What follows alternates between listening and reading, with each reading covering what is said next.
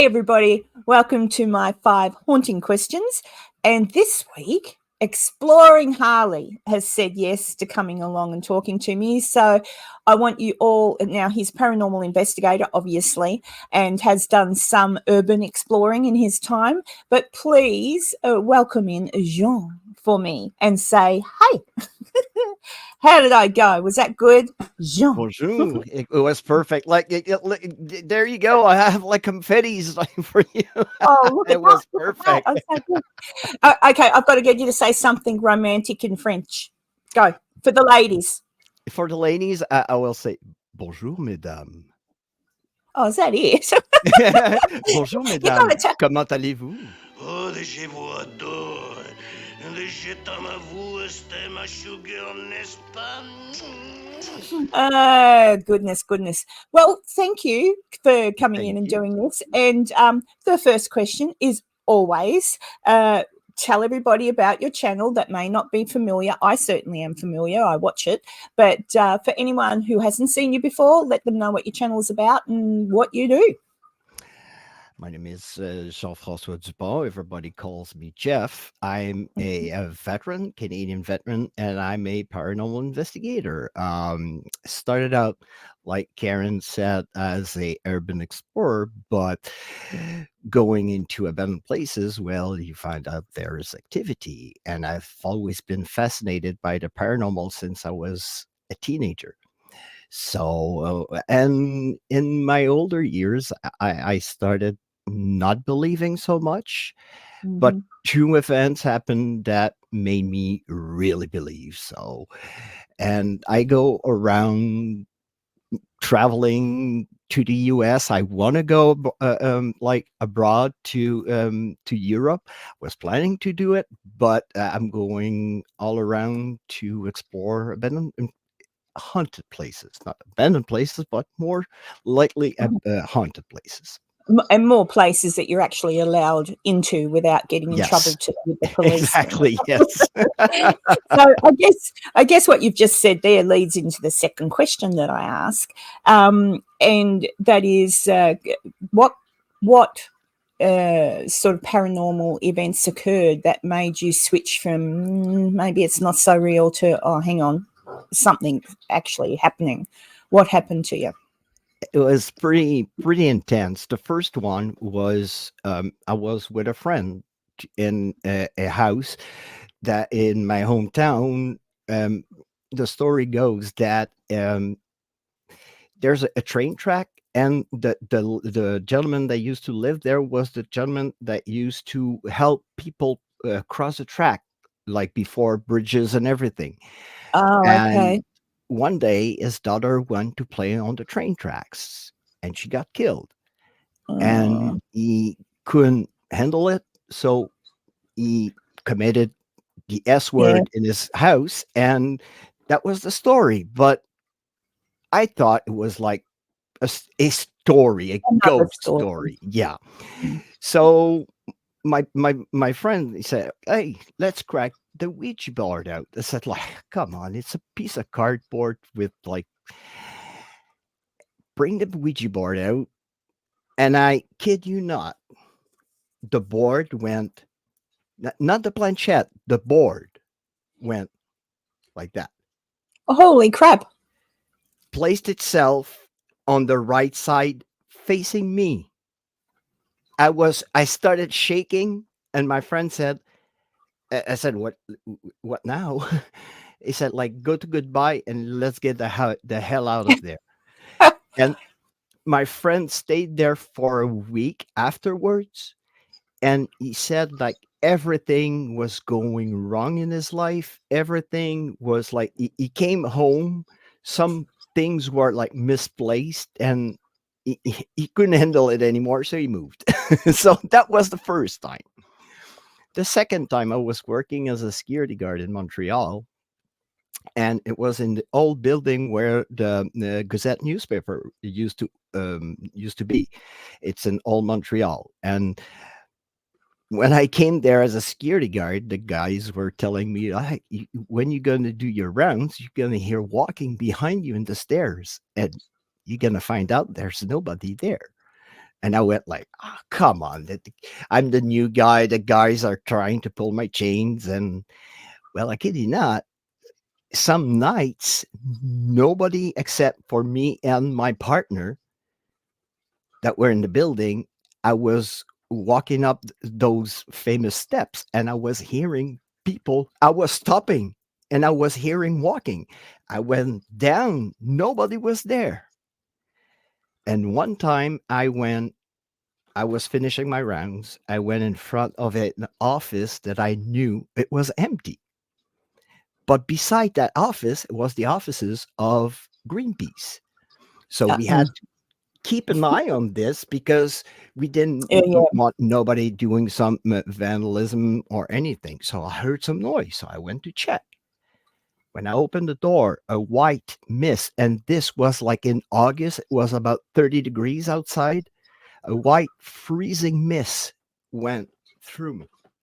Ugh. And when it went through me, it was freezing and my breath went I had my breath cut. Are you And sure it went through you, not into you? oh, You know, like you see in the spooky movies oh, it went really like through me and the and wall past you. Yeah. Ugh. and I said, "Oh, don't do this." And well, it was an English speaking building, so I was speaking English and I went like, "Don't do this. Like close the door or knock something." And the door went shut. There was no wind outside. All the windows were closed. I was freaked out. No, look, you had me at the white mist. I You went to didn't- check on the story of the building. I went to check in the archives of the newspaper, and I found out that the building that was on Saint Antoine Street, that building used to have 3 stories originally, but a developer decided to build 10 more stories on top of the 3.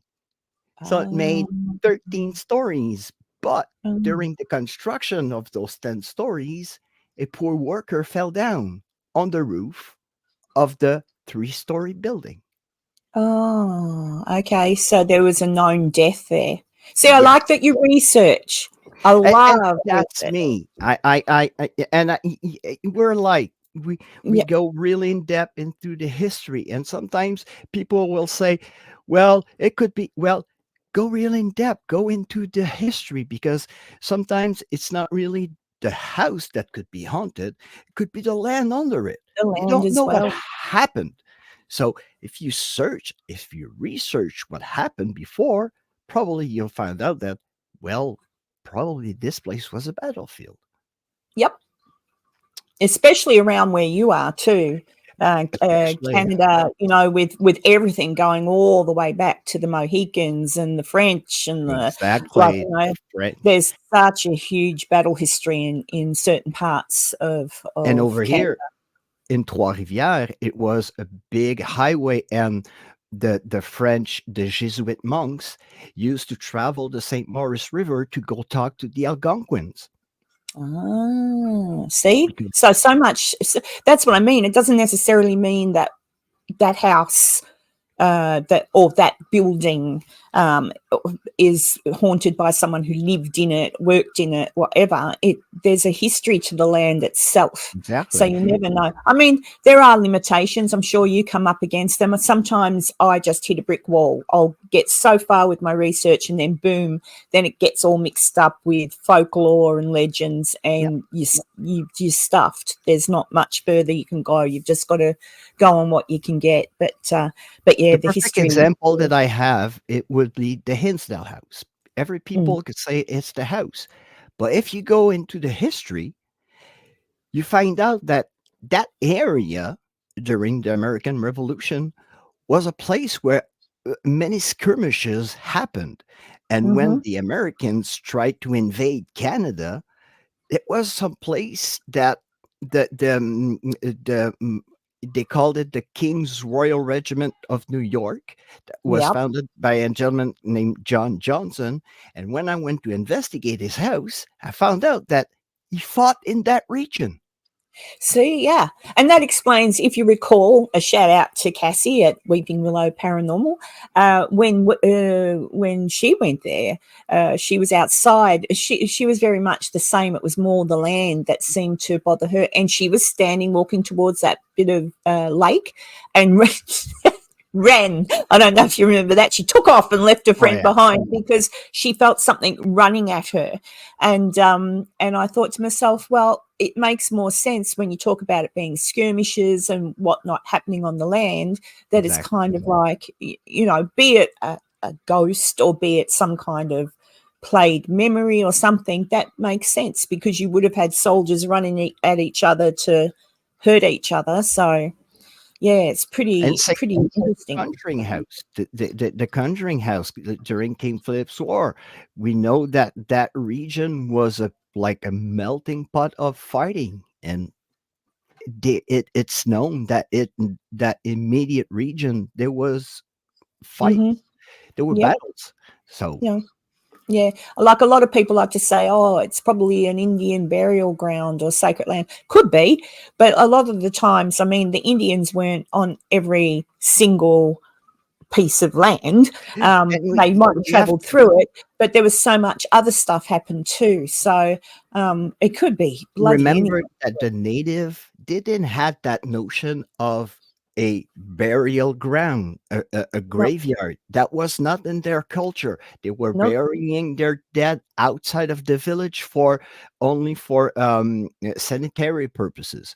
But they were burying their dead in the woods somewhere. Well, they had, I think you can correct me if you know better, or anyone in chat can correct me, but it's my understanding different tribes had different ways. Like, so some of them had the burial mounds, and others, which is a way I'd love to go out, honestly, would make the pyre, you know, and you put them on top and basically do it that way. That was the way of the Algonquins. The Algonquins used to build like a rack, like a kind of and then place the body, flowers, all that sort of thing, and let them go to the earth, so to speak, ashes to ashes.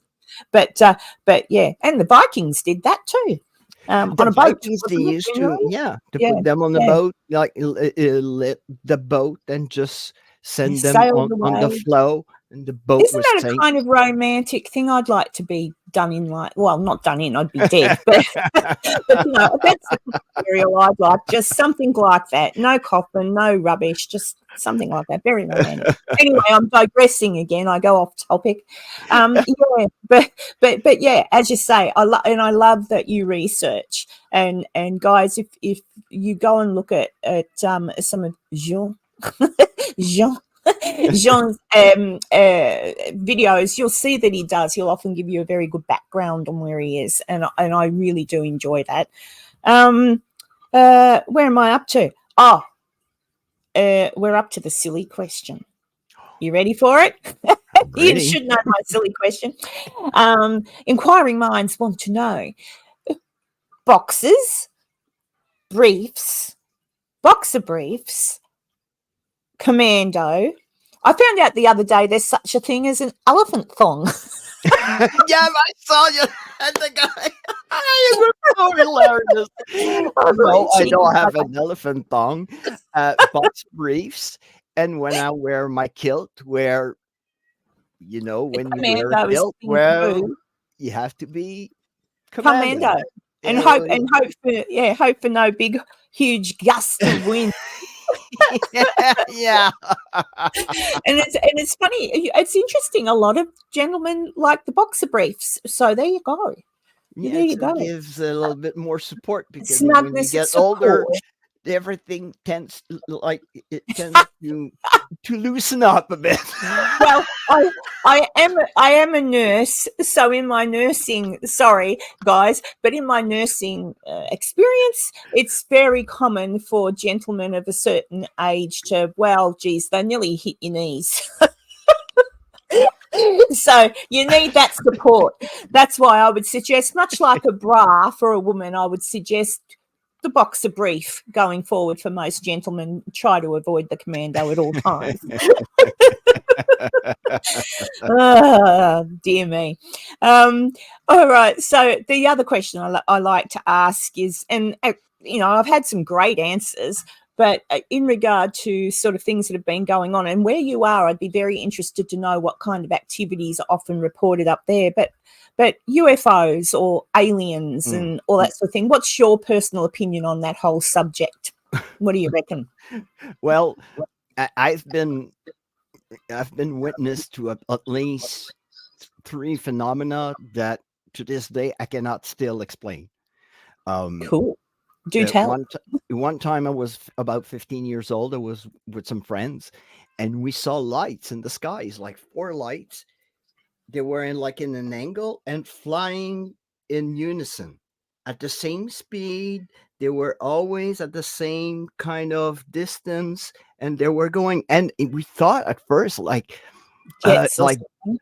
balloons or something, and it was, and they were really bright and they were really high in the sky. So we thought, yeah, hey, that's so cool. Look at that. And all of a sudden they went all their ways in different ways and so fast that I cannot explain how a body would survive to that G-force. Wow. They went all in different places. And one time I was right here in my hometown. I was with my girlfriend and my sister, my brother-in-law, my niece, and we're watching in the sky. We're waiting for the fireworks for the Quebec National Day. And there were a couple of pre-fireworks, to check if the sky is dark enough. And I saw a light going, and I thought at first, hey, look, a satellite. Because when you look at the sky, sometimes you see the satellite, like the non-blinking, they go really, really fast. But that satellite probably was a spy satellite because it decided to go like this, like this, like this, like this, like this, like this, and gone. That wasn't a satellite. So everybody, we were all looking at the same thing, and we look at each other and say, did we all see the same thing? Do you know what? That's really weird. I was watching an interview on Joe Rogan with Dan Aykroyd, Ghostbusters, Dan Aykroyd. He's Canadian, and he said growing up where he lived with his parents and stuff, he swears he's seen them, and he's got some stories to tell, and I believe him. I believe him. And he's seen it. So I reckon Canada might be a bit of a hot spot for that sort of thing, mainly because, it's up a bit further. I don't know. It's just something about Canada. And the thing is, my take is kind of the same take. Is it is because we're on the top of the earth, or the bottom part. Because I know that down in Australia and New Zealand, you have lots of UFO reports as well. Yeah. So is it the extremities that kind of the poles or something? I don't know. I'm not very technical. I need my friend Enzo to explain that. And we are so small in that universe that for sure, it cannot be possible for us to be the only kind of living breed in that universe. It's not. It's impossible. Yeah, and look, maybe in our lifetime we'll find out. Maybe not. Maybe we're just being observed until we blow ourselves up and they come in and try a new experiment. Well, never know. Never know. I mean, you're all right, Jean. You're all right. So that's how I feel. I'm never going to call you Jeff again. That's not call your me Jean. Jean. It's not that hard to say. No, once you can pronounce it, and it's always with French. It's always the pronunciation that is really difficult. And so the only thing I'll Beatles fans will know what I'm saying. The only thing in French I can say is I can say poisson. Poisson. French fries. But what is it? sont les mots qui vont très bien ensemble. Semble. Oh yeah, The Beatles song, Michelle. Michel, Michelle, sont ma des belle, mots qui vont très très bien bien ensemble, ensemble, très très bien bien ensemble. ensemble. There you go, guys. Singing from Jean and Karen. Yeah, a little bit of the Beatles. The good old Beatles.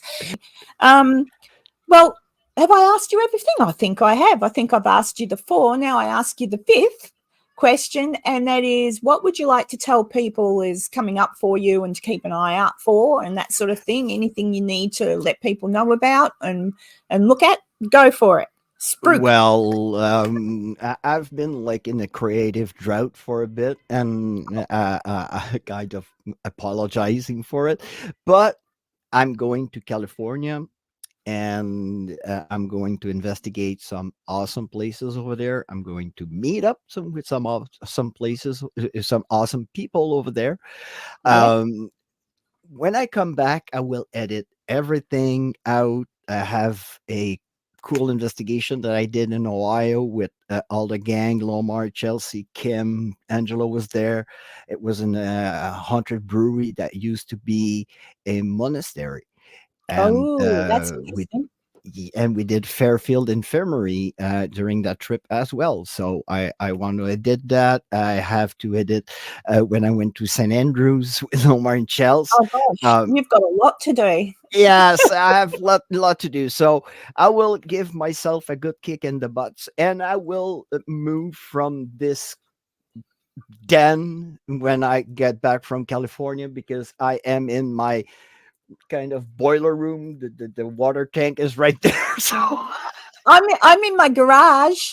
well, you have cool stuff. You have like at least you have like tablets and you have lights. I just like a false like wall and my flag. So Actually, we'll is have that soundproofing?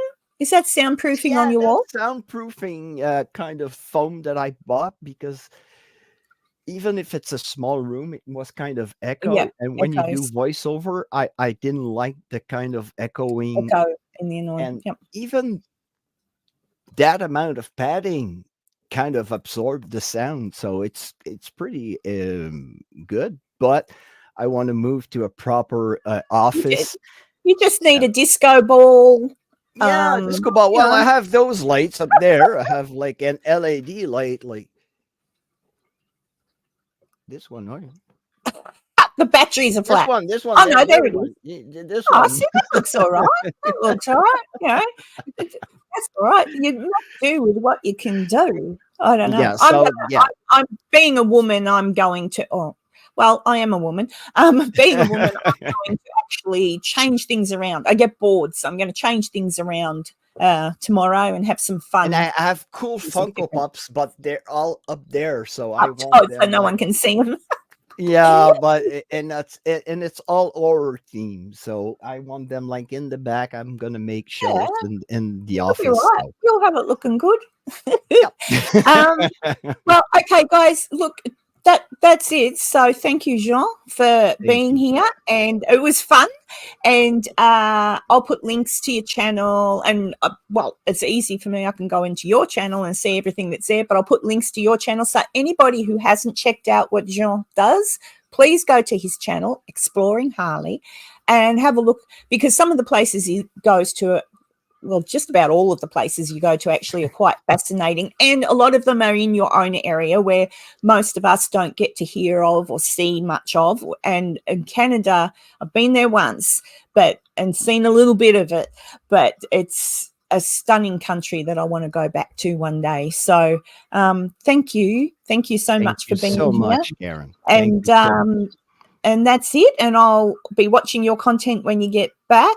And I'm actually going to be talking to Helena, whom you're going to investigate with in California. I'll be talking to Helena. She's going to do my 5 haunting questions when she arrives in America. I told her to hit me up.